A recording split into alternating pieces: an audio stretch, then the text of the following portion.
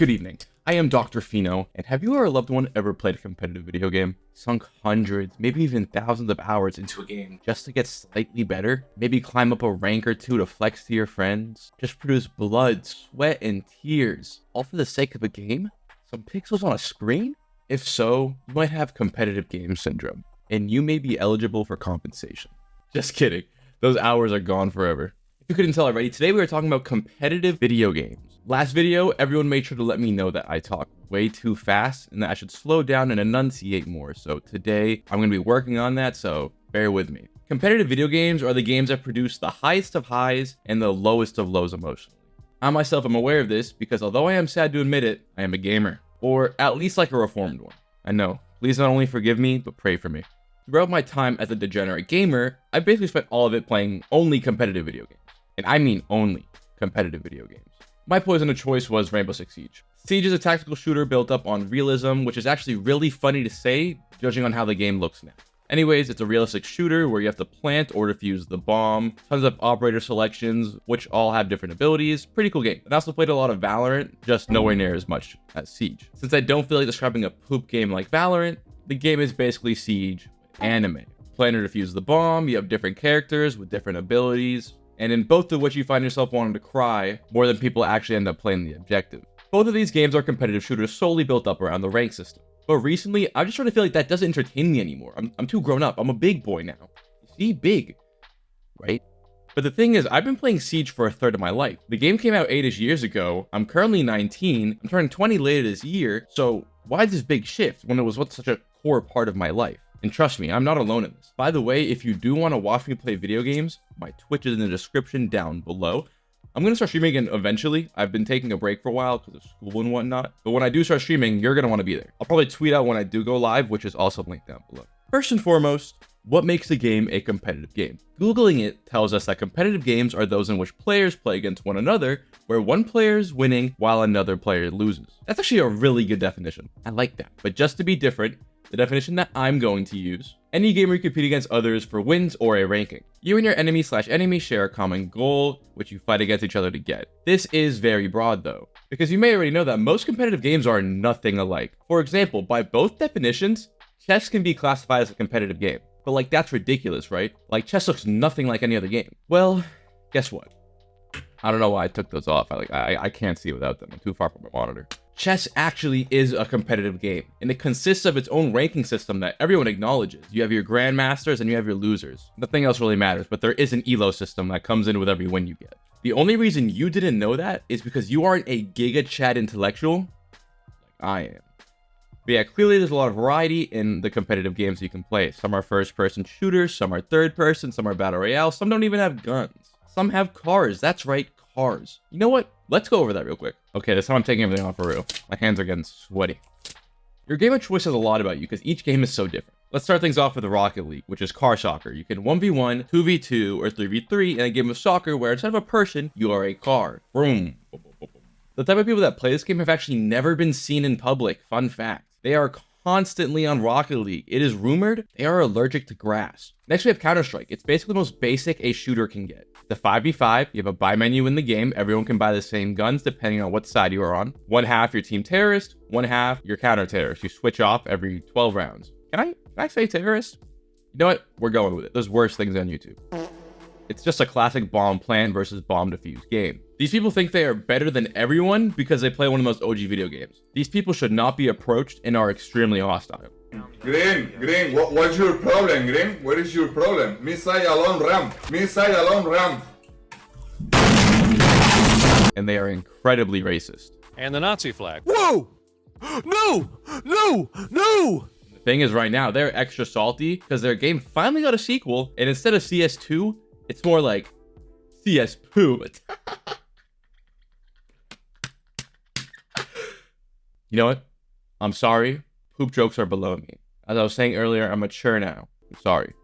Valorant, I don't even want to talk about, but basically, it's Counter-Strike and Siege, but like cartoons. In fact, that's exactly what it is. Instead of talking about the game, let's talk about the community. So you take the CS racism, shrink it in half, and with the new space, you add degenerates, e-dating, and cooming all over the mic in public matches. If you are a woman, I guarantee someone will bark for you unprompted. Weird game, weird community. And now we have Siege. This is a Giga Chad game. Plant versus defuse scenario, real simple. But then you had the spites of destructible portions of the map. Then you have operators with unique abilities that used to be cool until they started power creeping. If you don't know what that is, don't worry about it. We'll get into it later in the video. Just wait a little bit. But overall, in concept, it's a cool game. I'll go over some reasons that it's kind of getting ruined right now, but it's a cool game. I promise. Everyone who plays it is kind of racist, though, aside from me. Come on, like, come on. You know what? Wait a minute. I feel like I'm starting to notice a trend here with competitive video games. Next game, we have League of Legends. I am sorry about that. League is a top-down game where you like click around and stuff. It's kind of like Valorant, except there's no guns and it's not a bomb scenario, but it's almost like capture the flag. I've played League a couple times. I didn't like it, not my cup of tea. I'm an FPS kind of guy, but some people like it, I guess. I don't really ever plan to play the game since it's such a piece of garbage. And don't worry guys, I can make fun of League of Legends because the average player's been playing the game for so long that they are physically glued down to their seat. Their ass has conjoined with their chair, and the only way to get it undone would be to get it surgically removed. Except they probably won't, because they're probably still rage queuing as they hear me talk. What the heck? He did not just say that. I found a game, never mind. There's also Overwatch, but we don't talk about Overwatch. And trust me, I know there are more games. If I didn't talk about your game, don't be mad. If I listed every game ever to be competitive, the video would never end. But honestly, I'd say just about everyone that's ever played a video game has touched at least one competitive video game. And that problem took you down either one of two paths. One, you decide you don't like that type of game, or two, you decided to ruin the rest of your life and start an addiction worse than crack. I'll get into the fall off very soon, but you need to understand the mental effects and why these games get you addicted the way they do. It's going to be real quick, but if you want a full-length video on this subject, let me know in the comments down below and maybe I'll get to that. But basically, long story short is that your brain works on a reward system. If something makes you feel good, you build a connection to it. But things can also make you feel bad, and to varying degrees. So, let's say you play a match of a game of your choice. Early in the game, you hit a super cool clip. Nice job, by the way. You did great. Then as the game goes on, you do decent and eventually you win the game. Not only did that win make you feel good, but seeing those rank points go up, saying that you're actually worth something, giving you that feeling of validation. Also, you think back to that clip you hit and you want that feeling again because now the dopamine hit that you got from that is starting to fade away. But then it's kind of the same thing when you lose. You want to get that feeling of a win again, so you keep playing. Points up makes you feel good, points down makes you feel bad. If you feel bad, you want to chase that good feeling. And if you feel good, you want to keep feeling good, so you don't stop playing, and it's been a 48-hour streak, you haven't gone outside, you haven't eaten, and you haven't showered. But you ranked up. That was a very chopped way to explain everything, but let's be honest, it's the only way you'd really understand it. Honestly, I'm surprised you and I made it this far without a Subway Surfers or Family Guys clip playing on the bot. Oh, there it is. Well, anyways, let's get into the meat and the potatoes. Why are competitive video games starting to feel like shit? First and foremost, I feel like we can all agree that for some reason, the people that run these games make the worst updates. Now for this, I'm mainly speaking of Rainbow Six, Valorant, Overwatch, and Counter-Strike, because these are the games I have the most experience in. They make changes that nobody asked for, and these changes usually end up completely messing up how the game feels. I'll even give you an example for each game I just mentioned. For Valorant, a while back, they reduced the total ammo count in primary rifles. First off, I don't think anyone wanted that, but it's whatever. Not the worst thing in the world, right? Well, second off, in the same patch, they introduced an entirely new agent whose main ability was a wall that took an entire mag from an AR to break. So not only do you have less ammo, you're now using more ammo while having less. You see the problem here. But that change was a little bit more on the annoying side and just a clear disconnect with the player base, but not as game breaking as the stuff we're going to get into in a second. Counter-Strike honestly wouldn't even been a part of the list of bad updates if it weren't for CS2. For the most part, CSGO had minimal updates and the game was relatively similar on the last day of it running to the first day of its release. But then they made CS2 and they got rid of everything while only adding annoying things. Somehow they also made the game more accessible to cheaters, which is honestly surprising and impressive. Cheaters is also something I have to go over in a little bit because it's probably one of the biggest problems in gaming right now. But first I need to finish up this section and talk about a few other things. A great example with Rainbow Six Siege is how often they rehaul the core game mechanics for no reason. I've been playing this game for the past 8 to 9 years. I started when the game was in beta, and since then, they have full overhauled the recoil at least 3 times. And this does not include when they vastly change one specific gun's recoil to feel like an entirely different gun. I'm talking they change the way the recoil works as a whole. And then on top of that, a couple of years ago, they fully rehauled the ranking system and made it the worst thing ever. It made it so there's literally no reason to have a rank. Like your shown MMR is just a pretty color you get for winning. But the people you face in matchmaking are from your hidden MMR, which was basically just whatever you finished as before they changed the system. Like I'll play my first game of the season in copper ranking, like really late into the season after it started. And I'll face off against champs, which is the highest rank in the game. That's what I was before they switched the system. It basically just makes the rank system pointless. It's a horrible, horrible change. Like there's people that are at actual like silver skill level that have the champion rank, but they couldn't actually do good against people that were champion before them.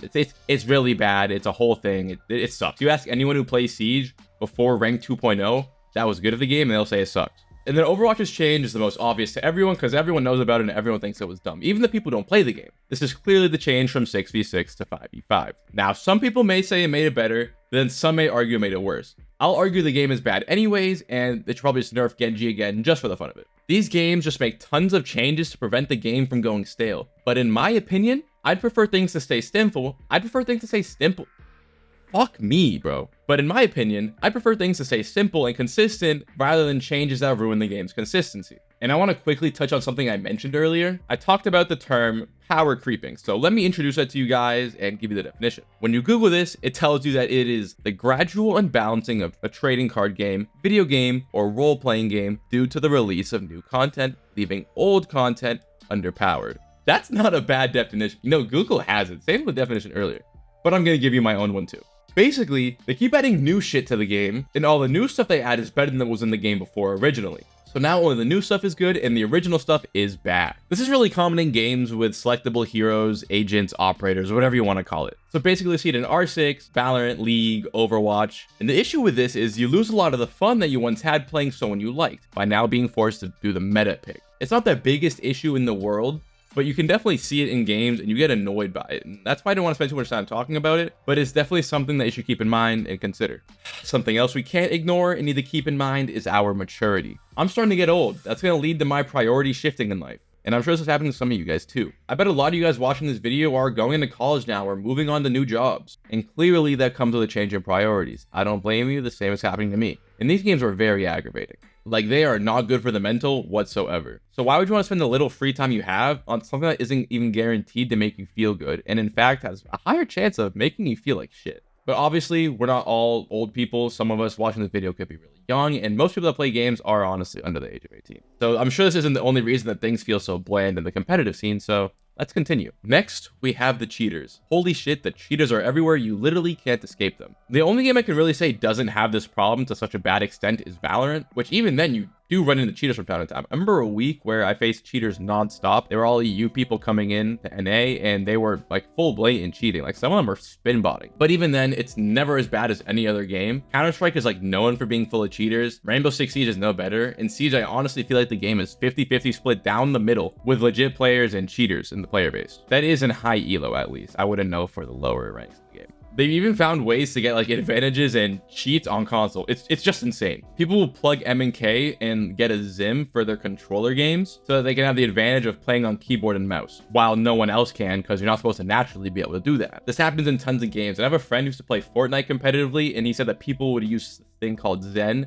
It was basically aimbot. I don't know. But basically all sides of the gaming community are getting crumpled down on by cheaters, and it doesn't really seem like most games want to do anything about it because at the end of the day, the thing is these people cheat and get banned, but they're paying customers. So when they cheat and get banned, they have to buy new accounts, and they're buying accounts more than the people who don't cheat because they only need one. So honestly, they kind of help the company out more than anything, aside from tiring out the main player base. I say this because obviously these companies know that cheating is a big problem within their games. If you're on the video game side of Twitter for any video game, it will always be full of people screenshotting, recording, and just complaining about cheaters. And then if you go on TikTok, you will always see some people TikTok live with cheats on, full rage cheating, like full on aimbot, not even trying to hide it, live on TikTok to hundreds of viewers, especially in Valorant. And see, why my games? But I'm sure these game companies are aware of the issue. They're active on social media. Their bots respond to the tweets. They just do nothing to fix it. And you and I both know they have the money to fix it. They're just too busy doing whatever game companies do in their free time. Then again though, we can't really place all of the blame on the video game companies even though it is their fault. Because the thing is, isn't it us normal everyday gamers cheating? Doesn't that mean we the community are the problem? You know what? Maybe we are the problem. Now, I'm not saying that the people that ruin a competitive game's integrity are the same as the average player who follows the rules. In fact, I'm definitely not saying that, because those who cheat are losers. If you watch this and you cheat in a video game, you're whack. Look in the mirror, go outside, touch grass, talk to the opposite gender if you're into them, talk to the same gender if you're into them. I don't care. Just be normal. You stink. I can smell you through the camera. But regardless, maybe you and I, the common folk, are part of the reason that video games are becoming less fun. All these games have one thing in common. The communities are horrible. Like, every single one of these games has a horrible community in one way or another. And I think it makes playing the game just less enjoyable. This isn't also just about the weird people, like the people having e-sex and comms and Valorant, but the people that just ruin the fun of the game. Now, while I understand these games are competitive, some people just take it way too far. I'm going to use Valorant again as an example, because who doesn't love to shit on Valorant? Now, this happens very frequently. It happens to me. It's happened to friends. You'll play a match with randoms and you end up losing. It happens. But the thing is, throughout that loss, your team was being absolute whiny babies who gave up about 3 rounds into the match, begging you to forfeit the match, not even trying, and they gave up before the game even started. So they care that much about a competitive video game, but they're not willing to actually try to win it. This is due to their egos. They think they're the best, and when something doesn't go their way, it's everyone's fault. But okay, you lost the game, it's whatever, GG, go next. Well, then you queue up for the next game, and you end up having one of the same teammates again, and they immediately decide to throw because you lost them their last game in their head. They think it is worth wasting 2 games in a row, which nowadays is like 2 hours of time. These games, they take a while. So they throw because you lost in the last game instead of just playing for a win and trying to get back what they lost. And it doesn't really make sense because they care so much about a game, yet are willing to throw it away and not win. People in these games take the game so seriously and let it affect them so much that they just end up ruining it for other people because they got their feelings hurt. And it is not just Valorant. I just like shitting on Valorant. It's like this in everything. So at the end of the day, maybe the games aren't getting worse. Maybe we are. Maybe we're changing. Just kidding. Even though we can be toxic pieces of shit, the games are definitely just starting to get ass. They need to start banning the cheaters. They need to start making better updates, and they need to start listening to the community. None of the games do this, and they end up ruining it and changing what the game was at its core. If you look at Rainbow Six Siege from what it was originally to what it is now, it's nothing the same. Same with CS, CS2. Honestly, Valorant's pretty fresh, it's pretty new, 4 years old. You look at it from the start and you look at it now, way different, which isn't always a bad thing, but sometimes they lose the game's integrity. While you're here, make sure to subscribe and watch this video about the downfall of Call of Duty. Adios, amigos.